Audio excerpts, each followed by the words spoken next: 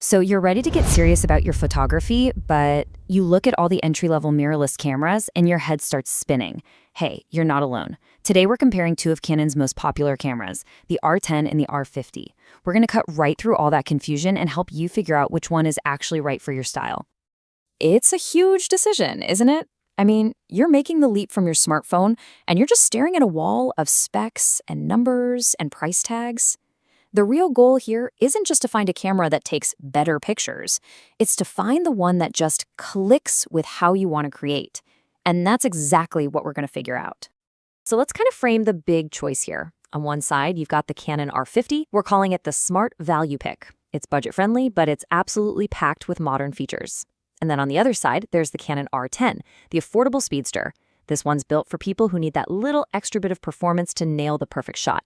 It's really a classic battle of value versus velocity. Okay, so how does that whole value versus velocity thing actually play out in the real world? Well, it pretty much boils down to three core differences that are probably going to make the decision for you: price, speed, and how easy they are to carry around. All right, first up, the big one. Let's talk money. The R10 is going to set you back around $979, while the R50 is a much more wallet-friendly $679. That's a $300 difference. Now, to put that in perspective, the R10 costs about 44% more than the R50. I mean, that's not just a little gap. That could be a whole new lens right there. So the big question becomes, is the R10's performance really worth that extra cash? Let's see. And this is a perfect example of where that extra money is going. We're looking at how many photos you can snap per second. Now, the R50 is no slouch, not at all. 15 frames per second is pretty fast. But then you have the R10, and it just blows past it at a crazy 23 frames per second. Look, if you're shooting sports or wildlife or just your kids running around like maniacs, those extra 8 frames every second can absolutely be the difference between getting the shot and just missing it. Okay, now let's talk about portability. The R50 is 51 grams lighter than the R10. And I know 51 grams, it sounds like nothing, right? It's basically the weight of an egg. But trust me, when a camera is hanging around your neck all day or you're trying to pack light for a trip, that little difference, plus the fact that the R50 has a slimmer body, it just makes it a way more comfortable camera to have with you all the time. So we know the R10 is faster and the R50 is cheaper and lighter. But here's where the story gets really interesting when we start looking at all the ways they're actually the same. And it all starts with the one thing that matters more than anything else. You know, for any photographer, this is the bottom line, right? It doesn't matter how fast a camera is or how much it costs if the photos just don't look good. So how do our two cameras stack up when it comes to the pictures they actually produce? Okay, so here it is. This is probably the biggest surprise of this whole comparison. They're pretty much the same. Yep, despite that big price difference, the photos and videos you get from the R50 will look identical to the ones from the R10. This is a huge point for the R50. So how is that even possible? Well, it all comes down to the sensor. You can think of it like the digital version of film. It's what actually captures the light. And both of these cameras use the exact same 24-megapixel APS-C sensor. It's a really common size that gives you this great balance of quality and portability.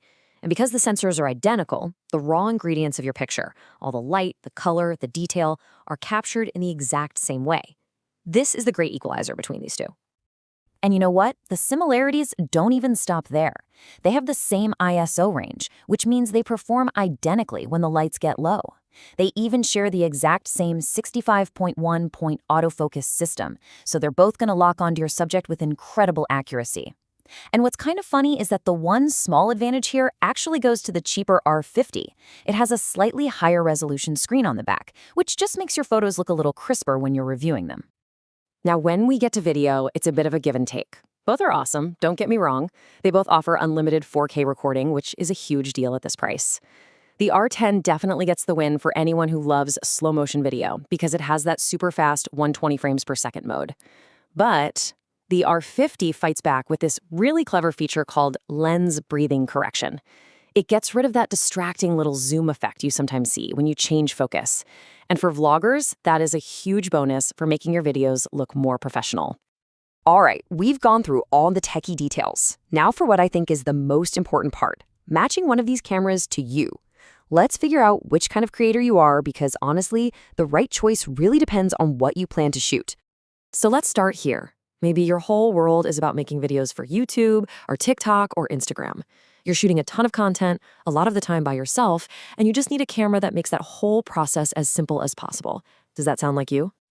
Okay, if you were just nodding your head to all of that, then yeah, the Canon R50 is almost a no-brainer for you. Its lighter body is just easier to hold out in front of you. That better screen helps you frame your shot. It even has a special product showcase mode that automatically shifts focus from your face to an object you hold up. And that lens breathing correction we talked about, it just gives your videos a cleaner look. This camera is practically custom built for a modern creator. All right, let's flip the script.